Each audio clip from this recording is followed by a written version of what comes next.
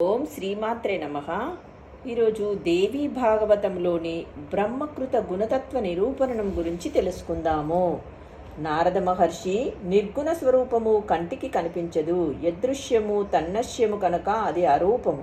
అందుచేత నిర్గుణులు కేవలము జ్ఞానగమ్యులు, మహామునీశ్వరులకు భావనీయులు. ప్రకృతి పురుషులు అనాది నిధులని తెలుసుకో. విశ్వాసముతో అభిగమ్యులు, అవిశ్వాసముతో ఎవ్వరికి ఎప్పుడూ అందరు. సర్వ ప్రాణకోటిలోనూ కనిపించే చైతన్యమే ఆదిశక్తి, ఆది పురుషుల తత్వము. అది తేజస్సు వివిధ రూపాలుగా సర్వత్రా వ్యాపిస్తుంది. అది నిత్యము. ఆ జంట లేని వస్తువు ఈ సంసారంలో లేదు. సర్వ ప్రాణకోటిలోనూ మిశ్రీభూతులై ఏకరూపులై అవ్యయులై నిర్గుణులై నిర్మలులై చిదాత్మలై ఉంటారు. పరాశక్తియే పరమాత్మ, పరమాత్మయే పరాశక్తి. ఏమీ భేదము లేదు. ఈ సూక్ష్మము ముందు తెలుసుకో. సర్వశాస్త్రాలను అభ్యసించిన, సాంగోపపాంగంగా సర్వవేదాలను అధ్యయనం చేసిన వైరాగ్యం లేనిదే ఈ సూక్ష్మము ఎవ్వరికీ తెలియదు. ఈ స్థావర జంగమాత్మకమైన విశ్వమంతా అహంకారకృతమే కదా, అంటే సగుణమే కదా. మరి నిరహంకారమైన నిర్గుణతత్వాన్ని ఈ సగుణులు కన్నులతో చూడగలడం సాధ్యమయ్యే పనేనా? 1000 సంవత్సరాలు కాదు, కల్పశతాలు ప్రయత్నించినా కుదురుతుందా? పైత్య పక్రోపంతో ఉన్న జిహ్మకు రుచులు తెలిసేనా? కలకవాడికి చూపు అనేనా? సగుణమైన చేతస్సు నిర్గుణాన్ని తెలుసుకోలేదు. చేతస్సు అహంకార సంభూతము. అది తనంత తాను నిరహంకారము కాజాలదు. ఈ గుణ సంబంధ విచ్ఛేదము జరగనంత వరకు ఆ దివ్య దర్శనము లభించదు. చిత్తాన్ని నిరహంకారము చేసుకోగలిగినప్పుడు ఆ మహావిరాగులు ఆ దర్శనాన్ని పొందగలుగుతారు. పితామహ, 2 సందేహాలు తీరాయి. అయితే ఆ నిరహంకార స్థితిని పొందడం ఎలాగా? అహంకారము త్రిగుణాత్మకమన్నావు. ఆ గుణాలు ఏమిటి? ఒక్కటొక్కటిగా వాటి తత్వము తెలియజెప్పు. వాటిని తెగదెంపులు చేసుకోవడం ఎలాగా? ఆ మార్గం ఉపదేశించు. నారద, గడ్డు ప్రశ్న వేశావు.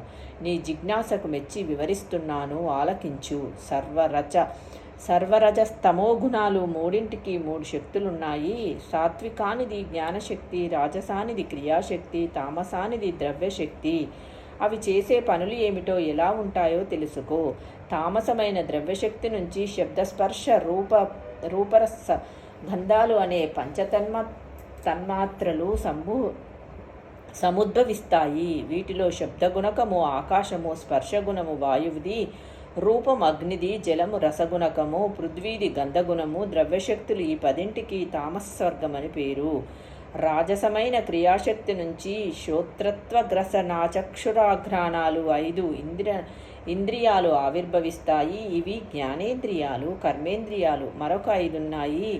వాక్పాణిపాద బాహుగుయ్యాలు. ఇవిగాక ప్రాణ వ్యాన సమానోధాన వాయువులు 5 ఉన్నాయి. ఈ 15ంటికి రాజస సర్గం అని పేరు.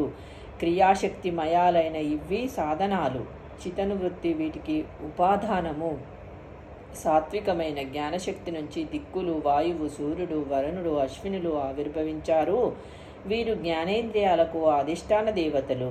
బుద్ధి మొదలైన అంతఃకరణ చతుష్టయానికి చంద్రుడు, బ్రహ్మ, రుద్రుడు, క్షేత్రజుడనే 4 అధిదేవతలు. వీరే కీలాధిష్ఠాతృదేవతలు. మనస్సుతో కలిపి ఇవి మొత్తం 15. ఇది సాత్విక సర్గము. పరమాత్మకు స్థూల సూక్ష్మ భేదాలు 2 ఉన్నాయి. జ్ఞానరూపం మాత్రమే నిరాకారమే. సాధకుడి ధాన్యాదులకు ఉపకరించేది స్థూల రూపము, లేదా ధాన్యాదులకు సాధకము స్థూల రూపము.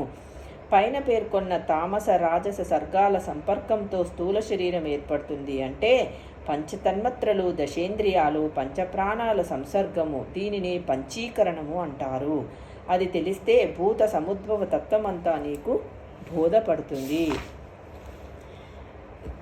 క్లిష్టమయ్యున్న పంచభూతాలను విడదీసి ముందుగా రసతన్మాత్రను స్వీకరించి అది జలమయ్యేటట్టు మనసులో కల్పించాలి. ప్రథమం తన్మాత్రాంపాదాయ మనస్యపి కల్పయేచ్చ తథా తద్వై యథాభవతి చోదకం. అందులో విడివిడిగా మిగతా భూతాల అంశాలను కలిపి మనస్సును, చైతన్యాన్ని అమరిస్తే నేను అవుతాను స్థూల శరీరము. భూత తన్మాత్రల యోగం వల్ల ఇలా బ్రహ్మాండం ఏర్పడింది. ఇందులో విశేషాధరము అభిమానం ఉండటం చేత ఆదినారాయణుడు భగవానుడయ్యాడు. భూతాంశలు అన్నీ ఇలా కలిసి ఘనీభవించి వాటి వాటి గుణాలతో దేనికదిగా వృద్ధి పొందుతాయి. బిడ్డా, ఇక విశేషాలు చెబుతాను విను. ఆకాశం కేవలం శబ్దగుణకం. వాయువుకి శబ్దస్పర్శలు రెండూ ఉన్నాయి. అగ్నికి శబ్దస్పర్శ రూపాలున్నాయి. జలానికి శబ్దస్పర్శ రూపరసాలున్నాయి. పృథ్వీకి ఇవి 4 గాక గంధంతో కలిపి 5 గుణాలున్నాయి. స్థూల రూపంగా బ్రహ్మాండోత్పత్తి వీటితో ఈ అంశాల కలయికతో ఇలా జరుగుతుంది. అంశభేదాల కారణంగా 84 లక్షల జీవజాతులు ఏర్పడ్డాయి. దీనిని మొత్తం కలిపి సర్గము అంటారు. నారదా, నీ ప్రశ్నలలో చాలా మటుకు సమాధానాలు చెప్పాను. సందేహాలు చాలా వరకు తీరి ఉండాలి. ఇంకా గుణాల రూప సంస్థను వివరిస్తున్నాను, తెలుసుకో. సత్వం అనేది ప్రీత్యాత్మకము. సుఖాల నుంచి ప్రీతి జన్మిస్తుంది. దీనిని సాత్విక ప్రీతి అంటారు. రుజుత్వము, సత్యము, శౌషము, శ్రద్ధ, క్రమ, ధృతి, దయ, లజ్జ, శాంతి, సంతోషం వీటి వల్ల సత్య ప్రతీతి జరుగుతుంది. అది నిశ్చలంగా ఉంటుంది. ధర్మం పట్ల ప్రీతిని కలిగిస్తూ మంచి పట్ల శ్రద్ధను పెంపొందిస్తూ అశ్రద్ధను నిత్యం నివారిస్తూ ఉండటము సాత్విక శ్రద్ధ లక్షణము. దీని రంగు తెలుపు. తత్వాన్ని తెలుసుకున్న మునులు శ్రద్ధను కూడా 3 రకాలుగా విభజించారు. రాజసిక శ్రద్ధ రక్తవర్ణములో ఉంటుంది. ఇది అద్భుతావహము, అప్రీతికరము. అప్రీతి అనేది దుఃఖయోగం వల్ల జనిస్తుంది.